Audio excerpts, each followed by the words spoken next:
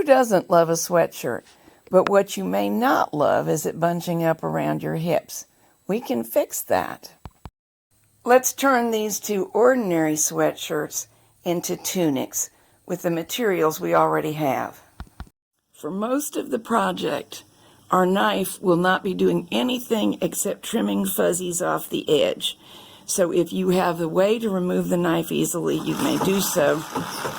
I just run mine along. Mine is very difficult to remove, and I've had this machine a really long time, so I feel confident that I can prevent it from cutting where I don't want it to cut, and just let it run along the edge. I think this is the area. I see extra thread in here. And good thing we're taking it off. There are actually significant flaws in this. Everywhere you see a loose strand of yarn, it didn't catch a loop on the underside. And eventually this would give up and leave you stranded. But that's okay. I will take advantage of that flaw to get started pulling out my there we go. Pulling out my thread. I came to the overlap, and the goal is to find the end that will pull neatly the longest. This kind of cover stitch is really an elaborate chain stitch. So if I get it released properly,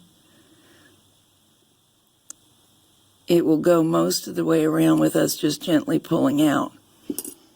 A little trick I've learned in many years of alterations. Once you get it started, and it hung up on me again, I might have to tease it loose. The most direct, 90 degrees to the fabric pull usually will keep it going the best.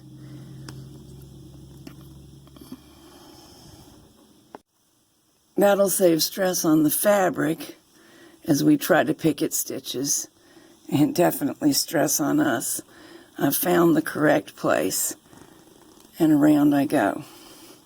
Sometimes you have to start it again because any of those flaws, that thread could break. Made it all the way around, and we still have these top threads to pull off, but they're easy once they've been released. You may wonder, why does the fabric why does the seam quit coming apart and unchaining when the yarn doesn't break? And it's because of the nature of fleece fabrics. Those loops of thread that form the chain that hold it together will sometimes get tangled up with one of the fuzzy places in the fleece. And it's even more prevalent if they use woolly nylon thread in construction. And that's why it's as much work as it is to get a basically simple stitch that might accidentally unravel to unravel on purpose. Here's all the thread. So the cover stitch is removed, but we still have an ordinary seam. Oops, I've got a little cover stitch left to go here, a little of the top strand. This appears to be an ordinary serger seam, and usually the quickest way to release those is to pull the needle threads little by little. So I'm making a little opening in the seam. This isn't as tight a seam as a lock stitch, straight sewing machine stitch. So I can get sharp snips in like this, and if necessary, we can release the seam by going all the way around like this. It's tedious, but it's doable. It's not too bad. But many times, once we've started it, we can identify the needle threads. There you go. You should be able to see. The ones that go straight, these are needle threads. And if it's not too thick of fabric, and I pull, it will release a section of it all at once. Of course, I've got to do the same section for the second needle thread. The others that go around the edge are looper threads, and they'll just come out when we get those needle threads out. See? This is a fairly light to medium weight sweatshirt. However, it's a little bit on the stiff side. Could just be sizing. I won't know till I've washed it. And the stiffness makes this method not as good as usual. So I may resort to going around and around. You can pull out about an inch at a time usually. Snip, snip, gently tug.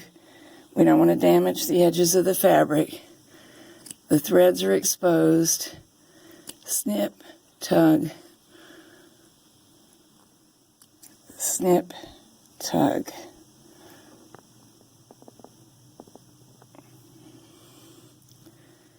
Snip. If it doesn't move when you tug, don't force it. That's when there might be an extra stitch or some sort of impediment in the fabric, and the fabric might give up instead of the thread. So go back in with your very sharp, pointy snips, find the impediment, and release it, and around I go. All right, my band is free, and for your information, it took me about between 5 and 10 minutes off camera. Now you want to go all the way around and pick off all the threads. Otherwise, they'll make the finished product look sloppy, and this is the easiest time to remove them. Here's the band we removed, and of course it's dyed to match perfectly. And we have the option of reusing it in halves. It was too small to fit all the way around and get the shape we wanted, but I could cut it right along that fold, and each half would make a good binding. So that's one of our options. Another option is to try it on right now, neatly serge or zigzag this edge, and if there's plenty of room around the lower edge to fall where the person wants it to fall and not restrict, simply turning up and hemming is an option. You only have to hem as little as 1/4 of an inch. Half or 1 inch is certainly ample if that's what you want to do. Another option is to measure this band and see how much total length there is, so that if we split it down the fold and then refold it and reapply it as a binding, we can make slits in the sides of the sweatshirt, and that will work on this shirt because it does have side seams. I've measured mine and discovered that I can make an 8 to 10 inch slit, then use each half of the original waistband to bind either the front or the back. And that's what I'm going to do, to give more freedom of movement and a more tailored look. The seam opened up. We do need to pull off all those bits of thread, as always. It doesn't really matter if we open it up too far, because we can always restore it once we get the binding on. My left fingertip is pointing to the top of my newly formed slit. This is the bottom edge, and this is the lower edge of the hem. It would be difficult to go around the corner with the binding, and it is unnecessary. I'll just round the corner. That's both layers. I'm just doing it by eye. It's not very tricky. And now I'll lay this on top of the other two so that my two corners match. Here it's all aligned. And around the corner. The band that we're planning on reusing has only one seam, and so we will let that loose. Sometimes this fabric is either damaged enough in the seam or the dye is imperfect in the seam, if it was dyed as an entire garment, that it's best to just trim this off and lose the net 1/2 inch. I think this will be okay because I'll be only enclosing it in an additional seam. My seam is free. And now it's time to make this into 2 pieces of binding rather than 2 smaller ones. Okay, it's divided in half and it looks really good. Some things that could occur that didn't occur here are that this edge was too damaged to reuse effectively. And if so, you could just trim it off and make the binding that little bit narrower. But what will almost always occur is if you fold them together, you realize the edge that was sewn into previously ruffles just a little bit. And mine is going to be manageable. What I'm going to do is turn that so it's to the inside of the garment, and it won't show because it's also been marked by the old stitching. And then as I go, I will control the edges and make sure they align. My reference point will actually be the fold. If I were to perfectly match the edges, this one, the previously sewn into one, being a little bit longer from having been stretched, it might gradually skew the alignment. So what I'll have to do is basically easing. I'll fold, then make my fingers cause this to scrunch in and align with the better looking unused edge, and it should work fine. But as I mentioned, if that gives you trouble, or if your edge is more damaged than mine is, just trim it off. You really will not miss that quarter. We have 3 edges of cut fabric that we need to align. One is the bottom edge of the sweatshirt body. The other 2 are binding edges, and they need to stay neatly aligned throughout the process. The binding needs to also stay neatly folded so that it's stacked up on itself with neither layer stretching or pulling. And throughout most of the project, we really will want them all to feed at the same rate, the sweatshirt fabric and the binding. There are special reasons that you sometimes ease or stretch one, but for most of this, we would rather not. I'm running right along the edge, letting the knife only trim the fuzzies, as noted before. Here we come to the corner. Go slowly, and it's very easy because ribbing is so flexible.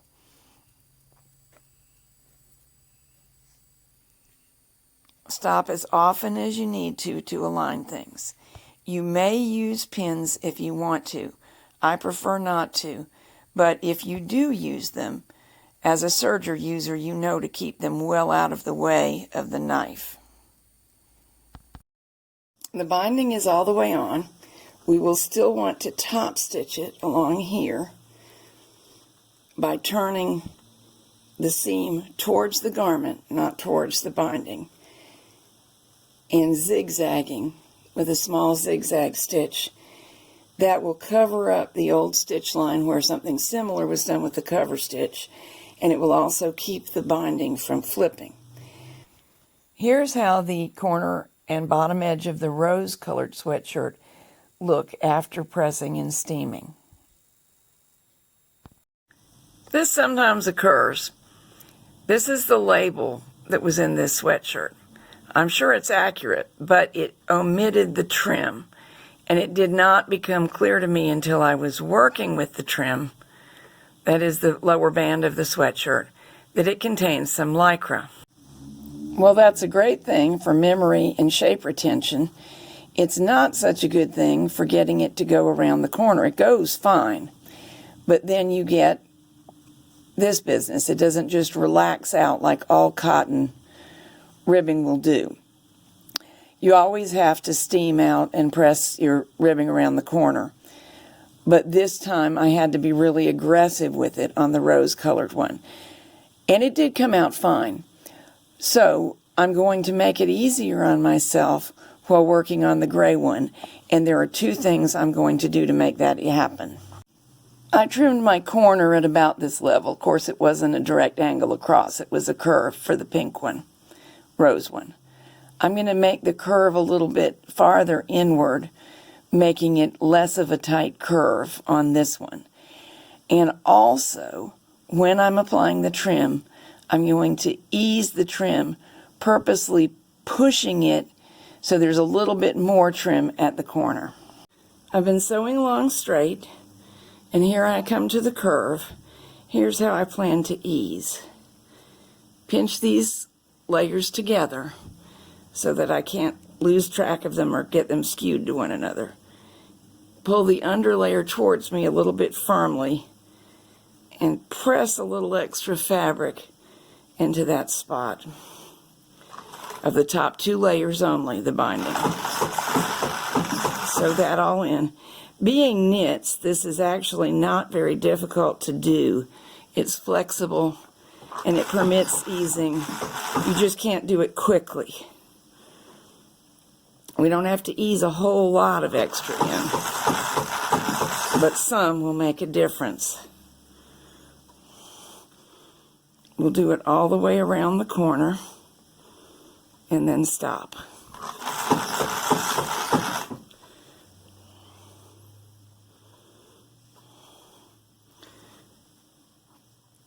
This is the end of my trimmed area, and I do want to point a little something out.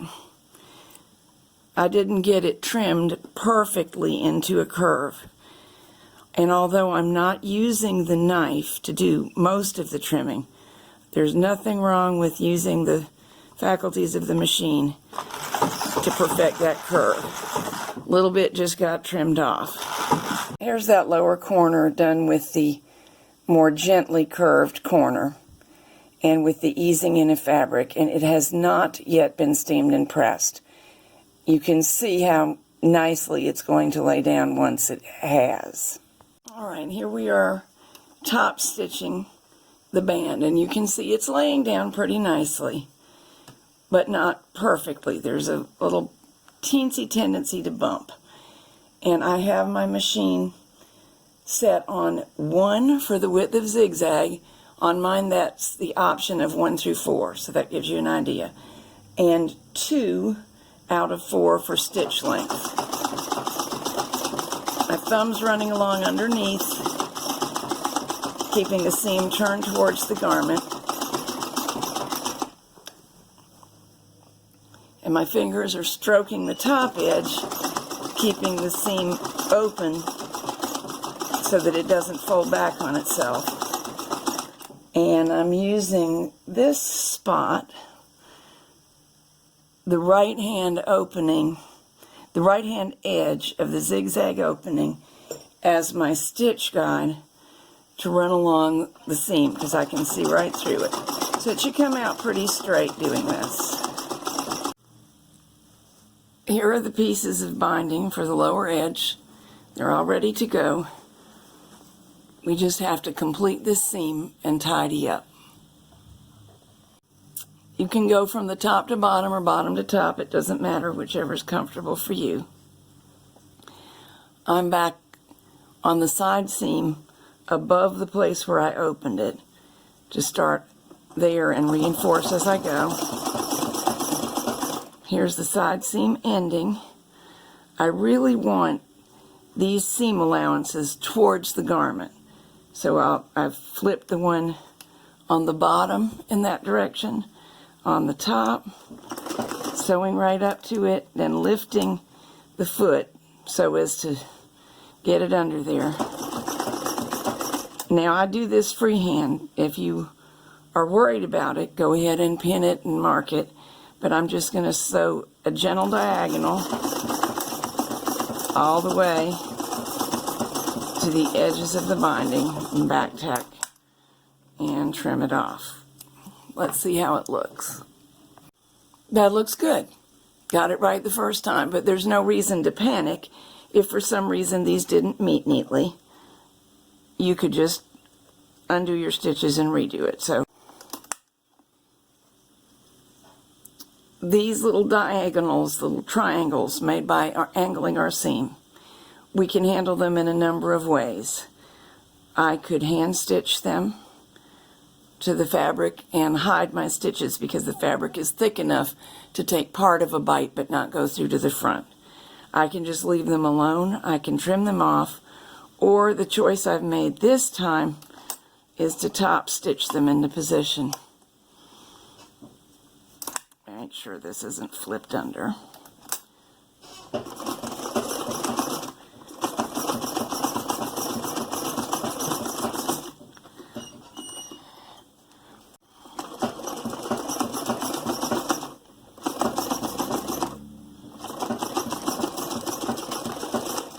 If I expected this garment to be under stress, I could bar tack right there. I really don't. This is loose enough in the hip now. For a lot of figures and a lot of occasions, this is a nicer look and a more comfortable garment than the sweatshirt with the tight hem.